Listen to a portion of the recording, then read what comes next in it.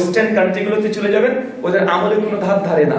আর যে কয়েকজন মানুষ আমল করে তাদের আমল দেখলে অনেকটা হাসি পেয়ে যাবে। কেন?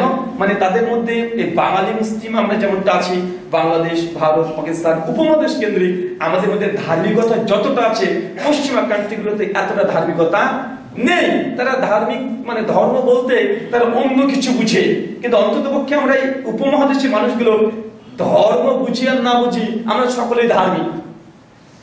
কোরআন হাদিসে কি আছে জানার দরকার নেই, কিন্তু আমরা ধার্মিক। বা এরকম আছে না? নাই, আছি। অনেক সময় দেখবেন যে আমল করতে গিয়ে আমরা জানি না, তারপর আমল করে চলে যাচ্ছি। ওই যে লাইলাতুল কদরের রাত্রিতে কে যেন শিখিয়ে দিয়েছে যে এই রাত্রিতে অনেক নামাজ পড়তে হয়। মুসল্লিরা মসজিদে এসে 2 রাকাত করে ঝড়ের গতিতে ফজরের মধ্যে 100 রাকাত নামাজ পড়তে হবে, 150 রাকাত নামাজ পড়তে হবে। এর চেয়ে কেউ যদি এক পায়ে দাঁড়িয়ে নামাজ পড়ে আরো বেশি নাকি। এমন সমাজে প্রচলিত ছিল না এক সময়তে, অনেকটা কমে গেছে এখন। কিন্তু মানুষ মনে করতো যত হৃদয়কে শরীরকে কষ্ট দিয়ে ইবাদত করবে আল্লাহ তত বেশি খুশি হবে। এগুলো হচ্ছে না জেনে ধার্মিক। এই জন্য একটা বারবার কথা বলি যে কোন জিনিস না জানা আর কোন জিনিস অর্ধেক জানা বা ভুল জানা, না জানার চেয়ে ভুল জানাটা অধিক ক্ষতিকর। যে ব্যক্তি জানে না সে তো জানেই না, যে ব্যক্তি জানে কিন্তু ভুল জানে তাকে সংশোধন করা খুব কঠিন, খুবই কঠিন। যে মানুষগুলো জানছে যে না এটা ইবাদত, এইভাবে করলে আল্লাহ খুশি হয়, অথচ এটা ইবাদত নয়, এই ভুল জানা ব্যক্তিকে শেখানো খুব কঠিন। দেখবেন যারা শিক্ষক আছেন মাদ্রাসা, যদি কোনো মানুষ যদি আগে থেকে সূরা ফাতিহা ছোটবেলাতে শিখেছিল আর এমন ভাবে শিখেছিল এক আশ্চর্য ধরেন ফাতিহা, সূরাতুল ফাতিহা শিখছে এমন ফাতিহা যে আশ্চর্য ফাতিহা আছে না, আলহামদুলিল্লাহি রাব্বিল আলামিন, এই অনেকে পড়ে নেই হবে। আগেকার মানুষরা পড়তো না। এখন এই চাচার বয়স হয়ে গেছে 60, এখন যদি দুনিয়ার সবচাইতে বড় কারি শেখ সুদাইসকে নিয়ে এসে বলা হয় আমার এই চাচার কিরাতটা একটু শুদ্ধ করে দেন তো, শেখ সুদাইসের মৃত্যু ঘটে যাবে, চাচার কিরাত শুদ্ধ হবে না। কেন বলেন তো? কারণ ও ভুল শিখে নিয়েছে। যতই চেষ্টা করুক সে অরিজিনাল কিরাতকে আর নিয়ে আসতে পারবে না। মানে আগেকার কিরাতকে আগে ডিলিট করতে হবে, জিহ্বাগুলো থেকে বাতিল করতে হবে, ব্রেন থেকে বাতিল করতে হবে, নতুন করে আবার তাই কিরাত শেখাতে হবে। যখনই বলতে যাবে আবার পূর্বের জিনিস সবগুলো মানুষের চলে আসে। কেন? সে ভুল শিখে নিয়েছে। তাই ভুল জানার চাইতে না জানা অনেক ভালো। দেখবেন সবসময়তে ভুল জানার চাইতে না জানা অনেক ভালো। কয়েকটা উদাহরণ দিয়ে দেখেন। মানুষ গুরুত্ব দেয় কি জানেন? সাধারণ মুসল্লি দেখবেন বাঙালি মুসলিম আমরা টুপিকে অনেক বেশি গুরুত্ব দিই, পাগড়িকে অনেক বেশি গুরুত্ব দিই।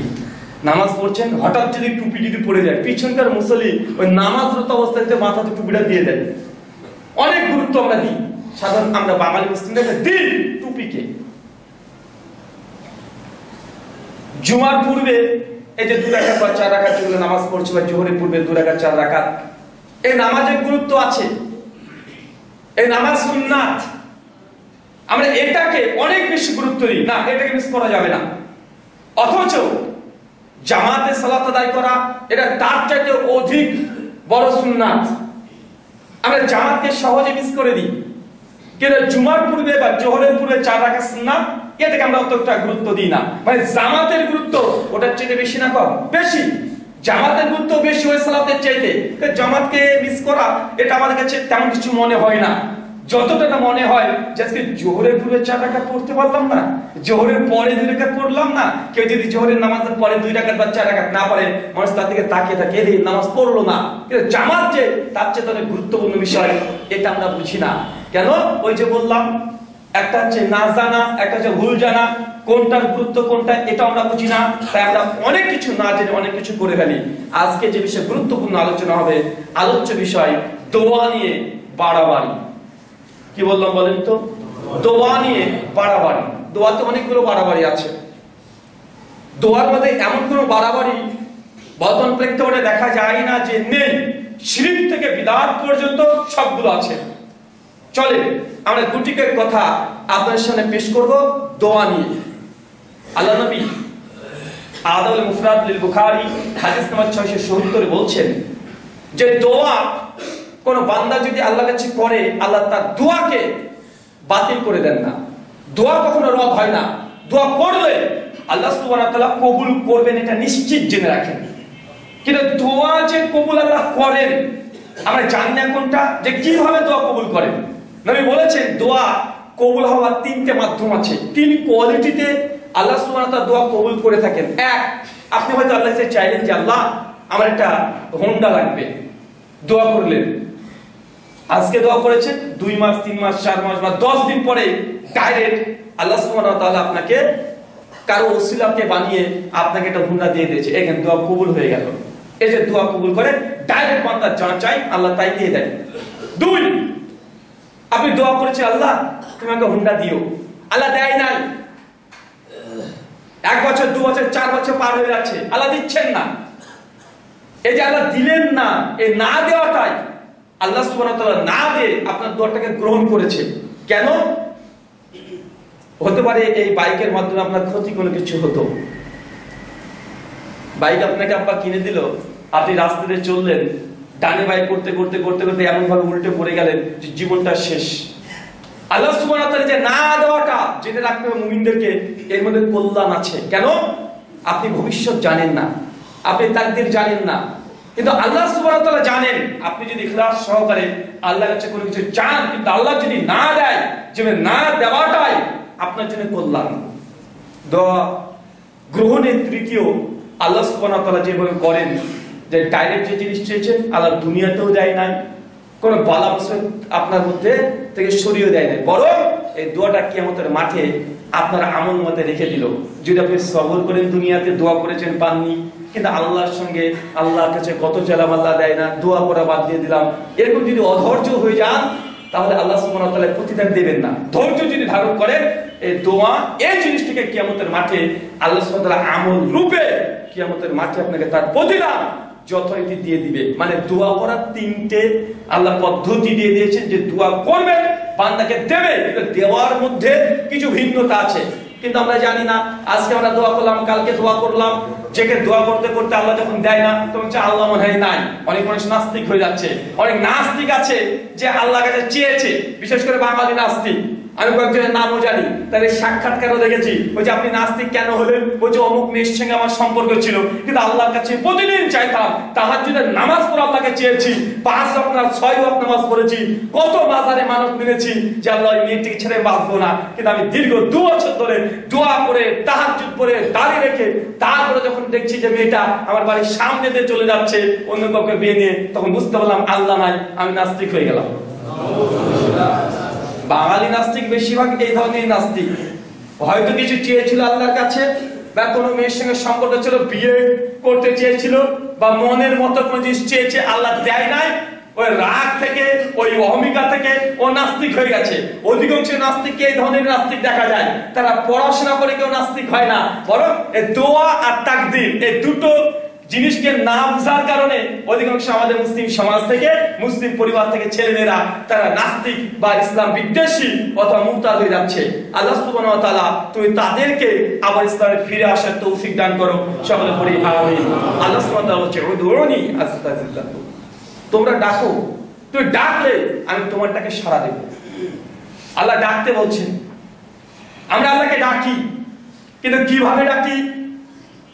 আমরা তো ডাকছি আল্লাহকে প্রতিদিন, কিন্তু ডাকার মধ্যেও আল্লাহ সুবহানাহু ওয়া তাআলা তিনি আমাদের শিখিয়ে দিয়েছেন কিভাবে ডাকতে হবে।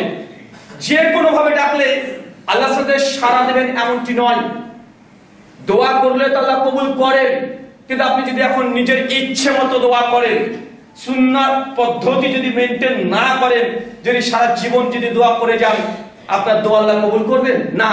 দোয়া তখনই আল্লাহ সুবহানাহু ওয়া তাআলা 3টে পদ্ধতিতে কবুল করে থাকেন, যখন দোয়াটাকে সুন্নাত মোতাবেক, কোরআন সুন্নাহ মোতাবেক যখন আপনি দোয়া, জিকির, আজকার, তাসবিহ, তাহলিল এগুলো করবেন, তখন ওই যে আমি আগে বলেছি, আবারও বারবার কথাটা ঘুরে ঘুরে এখানে আসবে, যে আমরা জানি না, না জানার চাইতে ভুল জানাটা ভয়ঙ্কর। অনেক মানুষ দোয়া করছে, জিকির করছে, কষ্ট করে জিকির করছে, হুজুরে শিখে দিয়েছে যে গভীর রাত্রিতে উঠবা, উঠার পরে এই জিকির 1001 বার পড়বা, পেটটাকে চিকন করে নিবা, তারপর নাক থেকে একটু বাঁকা করবা, মুখটাকে এদিকে নিয়ে যাবা, জিহ্বাটাকে উপরে লাগিয়ে দিবা, তারপরে তুমি লা করে চিৎকার মেরে ইল্লাল্লাহ বলে এই পেটটাকে এদিকে করে দিবা। কত ভয়ঙ্কর ভয়ঙ্কর জিকির করছে, ভয়ঙ্কর ভয়ঙ্কর ইবাদত করছে, যে শরীরের সঙ্গে ন্যূনতম কোনো সম্পর্ক নেই। আমি আগে বলেছি মানুষ আমরা বাঙালিরা আমরা ধার্মিক, তবে ধর্মটা না জেনে করতে বেশি ভালোবাসি, আমরা আবেগ দিয়ে ধর্ম করি। সুন্নাত ইবাদত যখন বলা হয় যে এগুলো সুন্নাত ইবাদত, এগুলো সুন্নাত ইবাদত মনের মতো হয় না। যে ইবাদত করব দুনিয়াকে ভুলে যাব, ইবাদত করব একদম চোখ বন্ধ করে করব। অনেক মানুষের মধ্যে একটা প্রশ্ন বারবার যে হুজুর যখন নামাজ পড়ি চোখ বন্ধ করে নামাজ পড়তে চাই, চোখ বন্ধ করে নামাজ পড়লে বেশি একাগ্রতা আসে, আসে কি আসে না? আসে না? আসে। কিন্তু আল্লাহর নবী তিনি জানেন যে চোখ বন্ধ করে সালাত আদায় করা যাবে না। কেন? এটা মুশরিক, ইহুদি, খ্রিস্টান তাদের ইবাদতের ধরন। চোখ বন্ধ করে রেখে আপনি নামাজ পড়ছেন প্রথম থেকে শেষ পর্যন্ত, যতই আপনার এই কনসেন্ট্রেট আসুক তারপরেও চোখ বন্ধ করে সালাত আদায় করা যায় না। কেন? এটা ইহুদি, খ্রিস্টান তারা এইভাবে তারা উপাসনা করে থাকে।